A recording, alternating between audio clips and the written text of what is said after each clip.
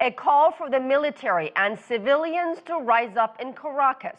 Venezuela's opposition leader Juan Guaidó took to the streets surrounded by soldiers who apparently answered his appeal. He says it's now or never for control of the country. The government says it's putting down a coup attempt. CGTN Stephen Gibbs joins us live from Caracas. Stephen, Guaido is calling the uprising Operation Freedom. Give us a sense of what exactly is happening there. Well, this is a protest unlike any we have seen in Venezuela in recent years. Why do I say that? That is because the opposition leader, Juan Guaidó, was not on his own. He had soldiers with him, defecting soldiers from the Maduro government. Now, this was all focused on a military airbase that's right in the center of the city of Caracas. In the early hours of this morning, Juan Guaidó was there with these soldiers around him, and also with a opposition political prisoner, Leopoldo Lopez. He's been under house arrest since 2014. In another dramatic event, he was able to get out of house arrest and join this protest. Now, the attempt, it does seem, was to get access to that airbase to persuade the loyalists to the Maduro government to join the rebellion. That did not work. The rebels were repelled by tear gas, substantial amounts of tear gas we saw coming from that airbase. I also myself heard live ammunition rounds from the opposition side, actually mostly directed into the air. We've also seen some video, unconfirmed video, but disturbing video, showing personnel carriers appearing to run over some protesters. The very latest of this dramatic development is that things have to a certain extent subsided around the airbase. The opposition regrouped in one of the main squares in Caracas.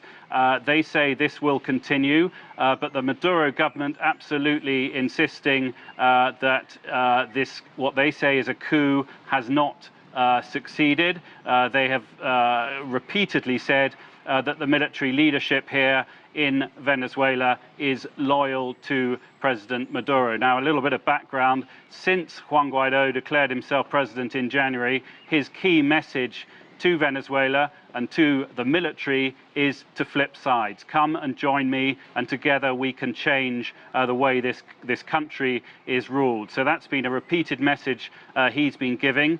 He attempted to pull that off this morning. We haven't seen the success he is looking for. And as I say, the Maduro leadership repeatedly saying on state media here that power remains in its hands. People of Venezuela, as you know, our struggle has always been within the framework of the Constitution, in a non-violent struggle to work with our fellow men, to save lives, to work for the most vulnerable, tend to our families, to build capabilities always within the framework of our Constitution. In this process, we said that when the people are on the streets, we would assume the competencies. When the international community support broadly our struggle, we would be with the people of Venezuela. That I should say, Juan Guaidó, the opposition leader there, putting his point of view at the beginning of the day here, calling on the military to rebel in a big way. We haven't yet seen that happen. So, Stephen, how is this going to play out in the coming hours, in the coming days? I'm assuming that is going to tell us a lot. Absolutely. We are watching this hour by hour. A key real decision now on the part of the Maduro government is what is it going to do about two key figures in these developments. One is Juan Guaidó, the opposition leader. Do they arrest him? There are plenty of people within the Maduro government who say that what's happening, what he is doing, does merit arrest, but Mr. Guaido is backed by most Western democracies, including, of course, the United States. And the United States has made it very clear that any attempt to harm or arrest Juan Guaido would be a red line, so to speak, and possibly could be followed by some sort of outside intervention. There's also the case of Leopoldo Lopez, this high-profile opposition leader who's been under house arrest house arrest and jail since 2014. There he is now, apparently a free man. The question is whether they will act against him. So plenty of developments, and we are, of course, expecting a big march tomorrow here in Venezuela. And let's see if this sort of preview will give the opposition the impetus it really thinks it needs to try and change things here. Back to you. Stephen Gibbs, live for us in Caracas.